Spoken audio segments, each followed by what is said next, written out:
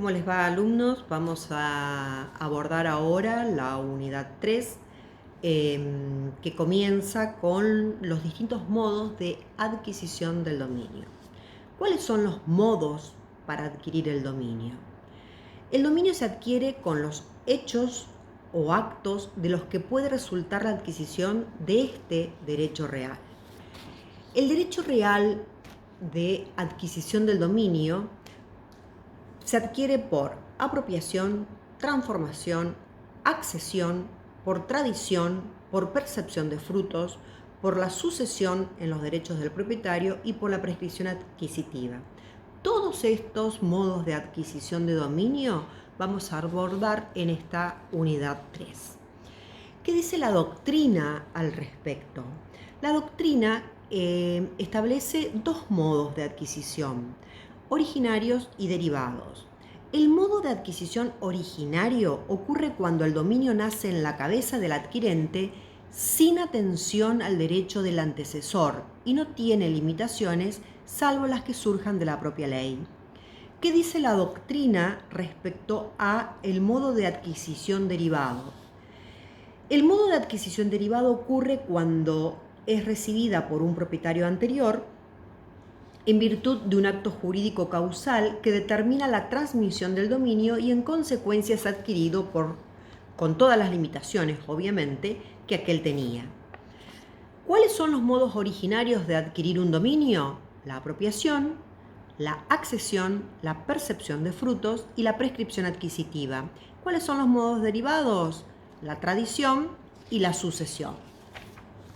¿Qué dice nuestro artículo 1947 del Código Comercial y Civil de la Nación? A partir de allí establece cómo se practica y cómo se logra la adquisición del dominio.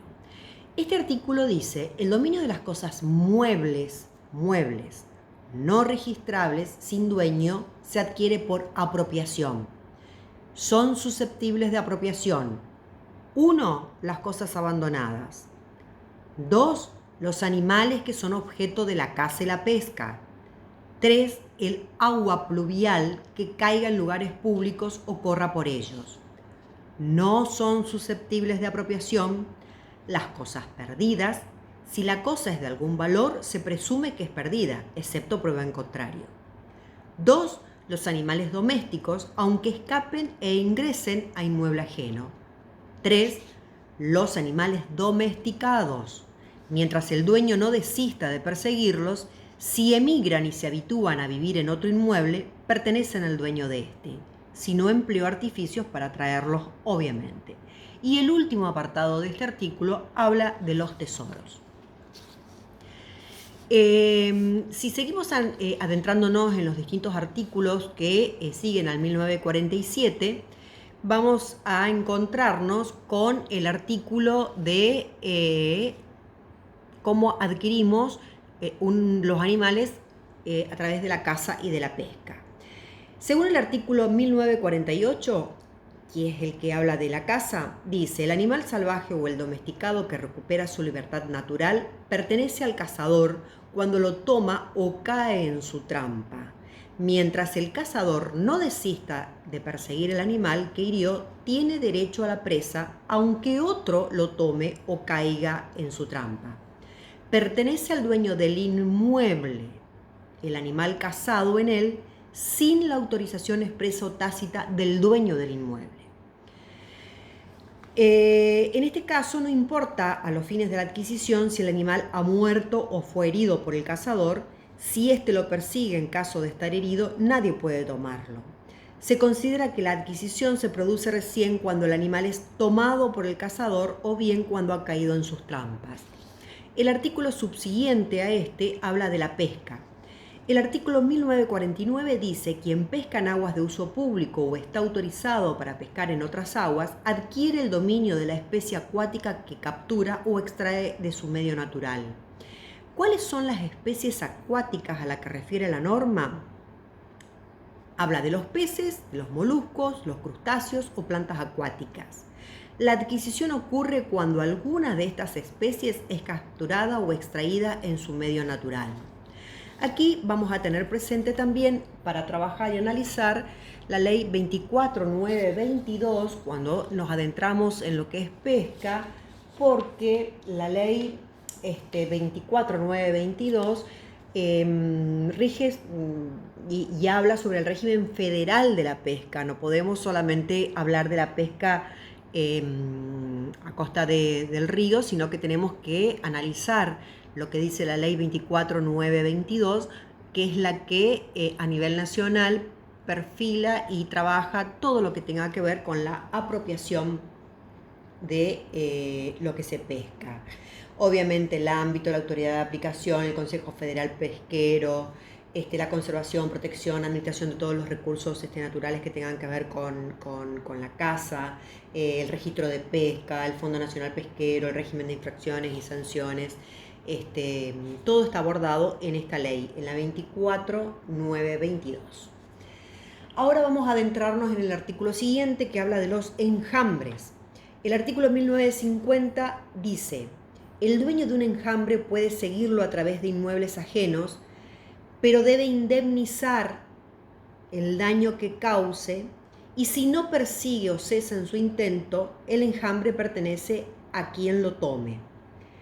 Cuando se incorpora a otro enjambre, es del dueño de este.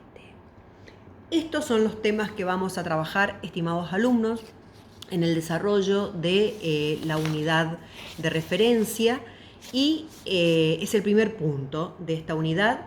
He realizado un PowerPoint que está allí en el aula virtual para que ustedes puedan tener un aprendizaje más dinámico, más rápido de estos articulados. Y antes de culminar este primer punto de la unidad 3, también es importante que trabajemos y hablemos sobre la adquisición de los tesoros y qué pasa con las cosas perdidas, ¿sí? La adquisición de un tesoro lo vamos a encontrar allí en la sección segunda del capítulo 2 del título 3 del libro 4, que regula cómo se adquieren los tesoros. El artículo 1951 lo primero que hace es describir y decirnos qué es un tesoro. Es tesoro toda cosa mueble de valor sin dueño conocido, oculta en otra cosa mueble o inmueble. No lo es la cosa de dominio público, ni la que se encuentra en una sepultura de restos humanos mientras subsista esta afectación. Creo que a partir de la descripción que hace el artículo 1951, está más que claro qué es lo que es un tesoro. Debe tratarse de una cosa mueble con individualidad propia, valiosa, oculta o enterrada o escondida, en un inmueble o en otra cosa mueble también puede ser. Quedan excluidas las cosas accesorias del inmueble, las minas de oro, plata y demás minerales del suelo, los objetos que se encuentran en una sepultura de restos humanos. El tesoro tiene dueño, aunque no sea conocido, debe haber sido enterrado u ocultado con el propósito de no ser hallado, y así quien lo ocultó puede recuperarlo.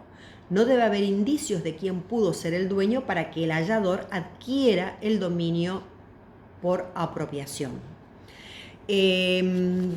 Aquí vamos al artículo que sigue, 1951, y nos habla de quién es el descubridor, o sea, quién descubre un tesoro y quién puede apropiarse de un tesoro, entendiendo a partir del artículo 1950 que nos queda claramente qué es el tesoro. El artículo 1951 dice que es descubridor del tesoro el primero que lo hace visible aunque no sepa que es un tesoro. El hallazgo debe ser casual. El hallazgo debe ser casual. Solo tiene derecho a buscar tesoro en objeto ajeno los titulares de derechos reales que se ejercen por la posesión, con excepción de la prenda. Este es un artículo bastante interesante y lo vamos a desarrollar habida cuenta que tiene una serie de argumentos para poder dar claridad tanto a la doctrina como a la doctrina es clara, para darle claridad a la jurisprudencia y a los señores jueces cada vez que se plantean situaciones en este sentido. Exige la casualidad del hallazgo. Esto excluye la búsqueda deliberada, consentida o autorizada por el propietario del inmueble. Si ello ocurre, el dueño lo será el del inmueble, claramente. Igual criterio rige en caso que lo encuentre un obrero a quien el propietario autoriza a hacer las excavaciones con el objeto de buscar el tesoro. Eso es lo que nos dice el artículo 1951 respecto al descubridor. ¿Cuáles son los derechos del descubridor? Si el tesoro es descubierto en una cosa propia, el tesoro es descubierto en una cosa propia, el tesoro pertenece al dueño en su totalidad. Ahora, si es parcialmente propia la cosa, le corresponde al descubridor la propiedad de la mitad como descubridor y la parte proporcional que tiene en la titularidad sobre la cosa. Si el tesoro es descubierto casualmente en cosa ajena, pertenece por mitades al descubridor y al dueño de la cosa donde se halló. Si lo descubre el usufructuario, usuario, habitador, anticresista, titular de servidumbre afirmativa, poseedor legítimo o no, la mitad es de este y la otra del propietario. Si es un tercero, corresponde también por mitades con el dueño del inmueble. Los derechos del descubridor no pueden invocarse por la persona a la cual el dueño de la cosa le encarga buscar un tesoro determinado, ni por quien busca sin su autorización. Pueden ser invocados si al hallador simplemente se le advierte sobre la mera posibilidad de encontrar un tesoro. Esto está claramente graficado y desarrollado en el artículo 1953 de nuestro Código Civil y Comercial de la Nación. Búsqueda por el propietario del tesoro. Aquí nos encontramos ante otra situación cuando ese tesoro tiene dueño. Cuando alguien cuando tiene la pretensión de que tiene un tesoro que dice haber guardado en predio ajeno y quiere buscarlo, puede hacerlo sin consentimiento del dueño del predio. Pero, ojo con esto, debe designar exactamente el lugar en que se encuentra y garantizar la indemnización de cualquier daño que ocasione en ese predio para poder apreender el tesoro del que se dice dueño. El tesoro pertenece íntegramente al dueño del inmueble si no puede acreditar quien dice que es el dueño del tesoro. ¿Cuál es el régimen de cosa perdida? ¿Y qué es una cosa perdida? No son susceptibles de apropiación las cosas perdidas. Ello así porque tienen dueño. ¿Sí? Para que exista una cosa perdida, son necesarios una serie de requisitos. El objetivo o material y un subjetivo. ¿Cuál es el requisito objetivo o material? Debe estar reflejado en el hecho de que la cosa se encuentre expuesta a las miradas de todos y accesible a cualquiera, pero que no es el lugar destinado a conservarla. Y un elemento subjetivo consistente en la negligencia o descuido del titular, pero que excluye la idea de renunciar a los derechos sobre ella, no interesa la causa de la pérdida. Tanto da que ella se deba a un caso fortuito como a la negligencia del propietario. Lo que resulta relevante es que no haya mediado voluntad. ¿Por qué? Porque cuando hay voluntad, la cosa es abandonada por su dueño. Entonces, vamos a encontrarnos con el régimen de cosas perdidas o cosas abandonadas, que no es lo mismo. Entonces, tenemos que tener muy en claro lo que nos dice el régimen de cosas perdidas. Entonces, no son susceptibles de apropiación los lo que no son susceptibles de apropiación, las cosas perdidas. ¿Por qué? Porque tienen dueño, ¿sí? Y por último, vamos a hablar del hallazgo de la cosa perdida. El artículo 1955 establece que el que encuentra una cosa perdida no está obligado a tomarla, pero si lo hace, asume la obligación del depositario a título oneroso y debe restituirla inmediatamente a quien tenga derecho a reclamarla. Y si no lo individualiza, debe entregarla a la policía del lugar del hallazgo, quien debe dar intervención al juez.